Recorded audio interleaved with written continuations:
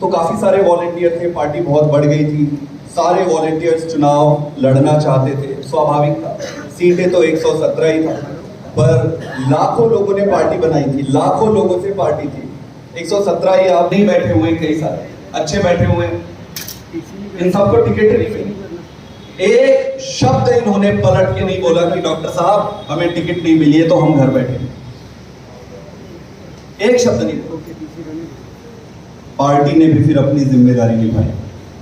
चुनाव होते ही नतीजे आते, जिन जिन लोगों ने अपने खून पर सबको अपने कार्यकर्ताओं को बनाया। आज हजारों की संख्या में आपके सामने लोग बैठे, आप पूछ सकते हैं, आपके सामने लोग बैठे, आप पूछ सकते हैं। पहली ऐसी पार्टी है जो चुनाव जीतने के बाद अपने वॉलंटियर और अपना है, जिससे जान पहचान नहीं है, वो बस वहीं बैठा रहता है।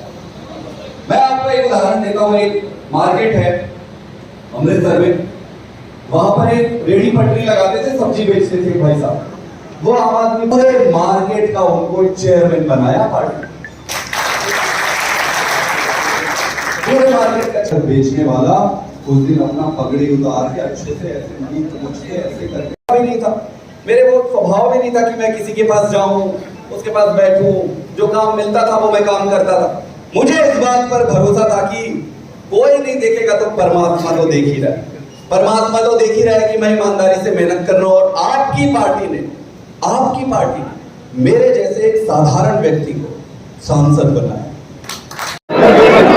आज के जो कार्यक्रम है, क्या इसका मुख्य उद्देश्य है? आज के कार्यक्रम का मुख्य उद्देश्य ये था कि Aam Aadmi Party door to door guarantee अभियान शुरू कर रही है। इस अभियान में हमारे कार्यकर्ता हर घर में जाएंगे, हर घर में जाकर केजरीवाल जी ने जो गारंटी दी है उस गारंटी के बारे में बताएंगे, जनता को जागरूक करेंगे और उनको आह्वान करेंगे कि इस बार बदलाव के लिए वोट करें। अभी जिस प्रकार से आपने जो मंत्र दिए हैं, कितने सही होंगे जो आपकी गारंटी, जो 5 गारंटी है, कैसे लोगों को प्रभावित कर सकते हैं? देखिए, ये कोई मंत्र नहीं है। अगर आप आज गली में निकल जाए, किसी भी गांव पे चले जाइए, उस गांव के आप 10 आदमी को बैठा लो और उनसे आप बात करो और उनकी समस्या को समझो, उनके बच्चों की समस्या को समझो, तो यही निकल के आते हैं कि जब तक आप शिक्षित नहीं करोगे तब तक वो आगे नहीं बढ़ेंगे। स्वास्थ्य हो गया, बेरोजगारी की समस्या हो गई, किसानों से संबंधित समस्या है, आप महिलाओं के मान सम्मान की समस्या है, उनको सम्मान राशि देने की, जब तक आप उनके जेब में 4 पैसे नहीं दोगे वो मजबूत कैसे होंगे? तो इस तरीके से ये जो मंत्र जो आप कह रहे हैं वो मंत्र नहीं है, वो इस देश को आगे बढ़ाने के लिए आधारभूत जरूरतें हैं जो अभी तक पूरी हो जानी चाहिए थी। आजादी के इतने साल बाद भी अगर हम स्कूल और अस्पताल और सड़क और यही सब बात कर रहे हैं, इसका मतलब पीछे कुछ तो गड़बड़ रह गया। तो ये मंत्र यही है कि जो जनता चाह रही है आप वो करो, वही मंत्र है। सर, पहली लिस्ट कब तक जारी हो जाएगी? किसी के साथ गठबंधन भी हो सकता है? तो बहुत जल्दी जारी हो जाएगी। अब तो चुनाव के डिक्लेरेशन भी हो गए, तो बहुत जल्दी हो जाएगी। लगातार संकेत दे रहे हैं आम आदमी पार्टी से गठबंधन के, ऐसा कुछ पकड़ा है या? देखिए, हमें तो कोई आइडिया नहीं है वो किस पार्टी से गठबंधन कर रहे हैं। आम आदमी पार्टी का जिक्र संकेत। अब इसका उत्तर वही दे सकते हैं। अब उनको मैं कहूंगा कि काम पे फोकस करो यार, वैसे ही कुछ बचा नहीं है। तो उनको आप यही कहो कि अपने काम पे फोकस करो, कोई बातचीत नहीं चल रही है और इस तरीके के भ्रम फैलाने से कोई फायदा नहीं होता है, वो आपके लिए ही नुकसानदायक। अन्य पार्टियों के कोई बड़े नेता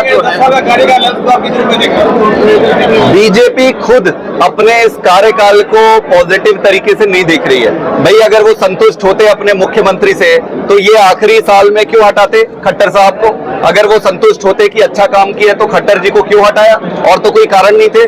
भारतीय जनता पार्टी खुद जानती है कि उन्होंने काम नहीं किया है और जनता नाराज है। तो मेरा किस तरीके से देखने का प्रश्न ही नहीं है। जनता भारतीय जनता पार्टी को नकार चुकी है। इस बार हरियाणा के नतीजे ये स्पष्ट कर देंगे कि भाजपा का बोरिया बिस्तर बांध के जाने का समय। कोई बड़े नेता आपकी पार्टी के संपर्क में है? कोई अन्य, चाहे कांग्रेस हो चाहे बीजेपी हो, कोई बड़े नेता? ये बैठे यही सारे बड़े नेता है, ये जो कार्यकर्ता है यही बड़े नेता है। अन्य पार्टी से अब मुझे देखो, सारे लोग आने के लिए पूछते हैं, सबका स्वागत है अच्छे लोगों का।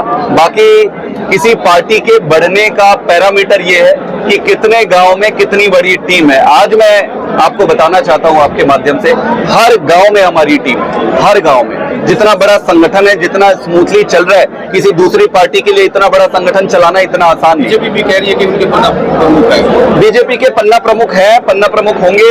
हम बहुतों से हमने भी बात किया, इनके पन्ना प्रमुख को हमने कॉल किया, हमने पूछा भाई ये कह रहे हैं कि आपके पन्ना प्रमुख है, आप क्या पन्ना प्रमुख हो? वो कह रहे जी हमें तो नहीं मालूम कौन से पन्ना में, हमें तो कुछ पन्ना वन्ना नहीं मिला है। तो आधे से ज्यादा तो फर्जी है, आधे से ज्यादा फर्जी है। और जो है भी इस बार इनके ही पन्ना प्रमुख कह रहे हैं जी बदलाव चाहिए इस बार।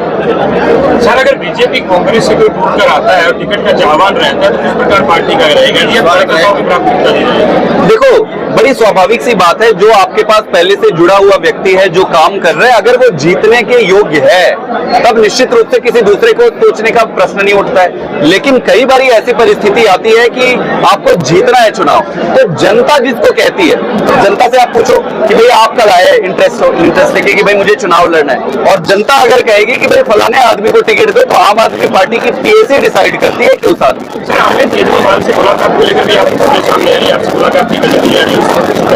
अब इसको कोर्ट में गए हैं लेकर, कोर्ट में ले गए तो मैं ज्यादा कुछ कहना नहीं चाहूंगा।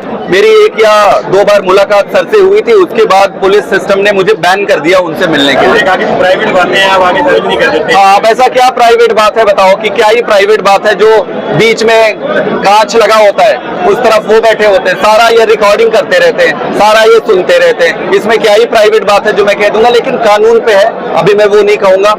इनको डर लग रहा है, इनको डर लग रहा है, और जब आदमी डरता है ना तो इस तरीके की ओछी हरकतें ये करते हैं, बड़ी स्वाभाविक से। किरण चौधरी को राज्यसभा में भेजे हैं, उनकी 8 टर्म अभी पेंडिंग है, तो क्या प्रतिक्रिया रहेगी आपकी? मैं क्या कहूंगा, राज्यसभा जारी, उनको बधाई हो, मुझे उस पर कहने का नहीं। देखिए हमारा सारा डिस्कशन इस पे होना चाहिए, और आप सबका भी फोकस इस पे होना चाहिए कि सारे पॉलिटिकल पार्टी को मुद्दे पर आप खींच के लेके आओ। बोलो आप 10 साल से थे, आपने क्या किया?